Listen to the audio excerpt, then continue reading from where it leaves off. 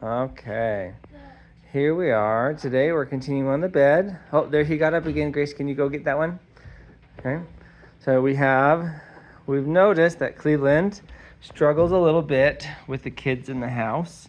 Okay. So we brought over our cousin Grace, or our niece Grace, so that she can help us do some of this work today. You can see Montana loves the attention of whoever she can get to pet her belly and rub on her, and that's awesome. Okay, so we're just here, just living regular life. Okay, we got all the kids to school, we finished breakfast, we got some work stuff done, we got the house clean. Okay, and now we're doing homework over in the corner, and we're also here just working on some other stuff. Okay, so you can see Montana loves the attention. Cleveland back there is not so fond of maybe the kids and their attention. Okay, he's doing good now. Oh, there he stood up though, so Jennifer's just gonna give him that body language pressure, and then she's gonna turn and walk away when he puts that bum down. She was gonna go pet him, okay, and let him know he was doing a good job, but since he stood up, we can no longer reward or praise him, right? Because he is now being disobedient, okay, or not being relaxed, calm, cool, and collected. So at that point, she switched from I'm going to praise you to nope, no, I'm going to correct you using that distance pressure.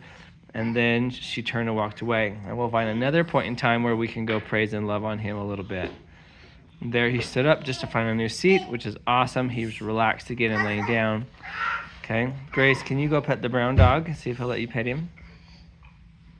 Just you pet him on the back. Just move slow, pet him on the back. Good, there we go. We want to let him know that you're okay, that you're nice. Okay, so before I got the camera out, Grace had to correct him like 3 or 4 times. Okay, you can see he's a little bit nervous. Okay, as Cleveland rolls over onto his back and kind of shows his belly like he's doing, that's a very much a sign of submission. Okay, I'm very nervous, so I'm just going to roll over kind of and let you know that I am not comfortable but not aggressive. Okay, more nervous than anything. All right, that's good, Grace. We don't want to pet him too long. Let's go pet the other two over there in the corner. Okay, so we're just going to let him know that we're going to pet him and he's okay and he's comfortable, and then we're going to move on.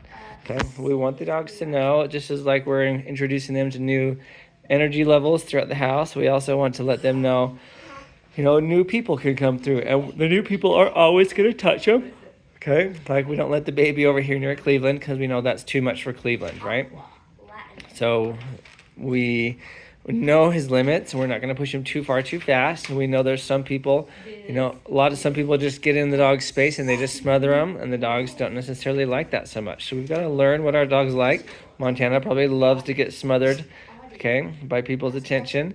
Cleveland, on the other hand, is more of a, I'm okay not being touched, I'll just watch from here kind of a dog, which is okay. So we're learning those different attributes of the different kids, okay, how they act, how they behave, okay, what they like, what they don't like, okay. We're going to push some of those boundaries and kind of get them through some of those uncomfortable spots, okay, and we're also going to work through some of those in a different way, okay. Jennifer, can you help me take them to reflection? Okay, so we are going to take these two now. We've had quite a few hours here on the bed, and we're going to switch gears here in the home, so we're ready to move them into reflection. Let's go one at a time. Okay, you could take them both at a time. We're going to show you one at a time. You want to take Cleveland first? Cleveland, because Montana will probably get up? Yes. So we're taking Cleveland first because Montana always tries to get off his bed when Cleveland goes. So you saw there how Jennifer got him off the bed. Sorry, I wasn't talking. But she went over, she grabbed the leash, and she pulled him, gave him that contact pressure of the leash to pull him off the bed. Okay. All right, Grace, will you watch the white one? Make sure he doesn't stand up. All right. You're talking about flicking still? Okay, so even though she doesn't have the leash over his nose and everything, she is still using those same leash tools that we use on leash. So he's not allowed to jump ahead. She was giving those little flicks, okay? And now she went to the door. She gave him that contact pressure to go through the door. And here we are. We have their 2 plush beds in here.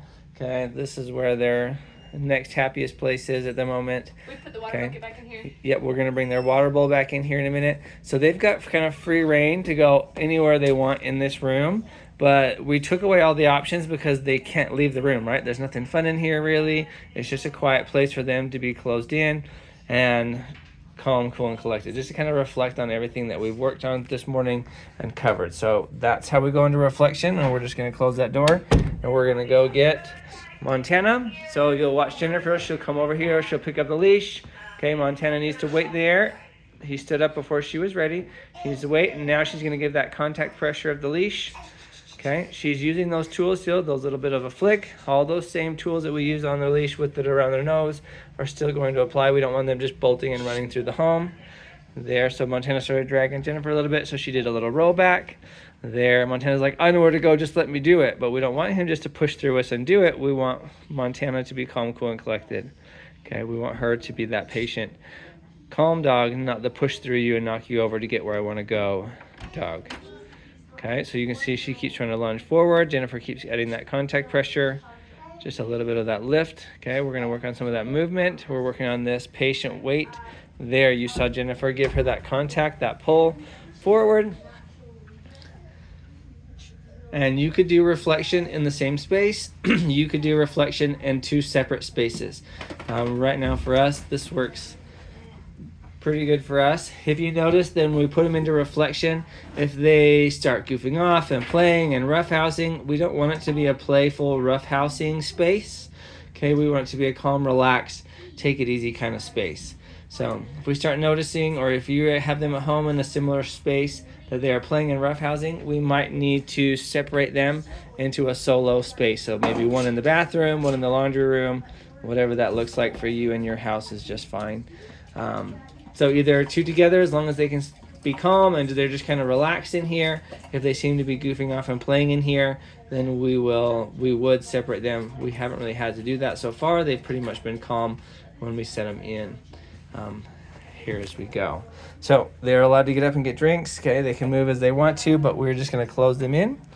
We have noticed while Cleveland is in here that when he hears people walk past or he hears doors open and close, he begins to bark a little bit at us or bark at those things. And we just give that sound and just kind of give that correction and walk away.